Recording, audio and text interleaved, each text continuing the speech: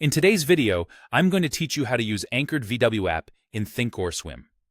Anchored VWAP, or Volume-Weighted Average Price tied to a specific starting point, helps you see the average price buyers and sellers have paid since a moment you choose, adjusted for volume. It's great for gauging whether price is trading above or below the crowd's average from a key event, like a major high, a sharp low, or a breakout candle. Start by opening the Charts section in Thinkorswim, so you're looking at the symbol you want to analyze on the time frame that fits your plan. With the chart visible, move to the Studies menu, which is the beaker icon at the top. Click it to open the Studies panel. From there, choose Add Study. Then go to All Studies. You'll see an alphabetical list.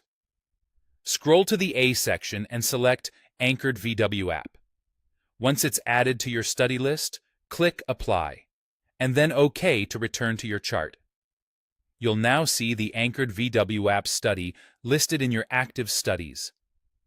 To set where it begins, click the small gear icon next to Anchored VWAP in that study list. This opens the study's settings. Look for the Begin Date field. This is the heart of the tool. Set the date at which you want the VWAP to start calculating. If your platform version also allows a time, use it to be precise, especially for intraday anchors.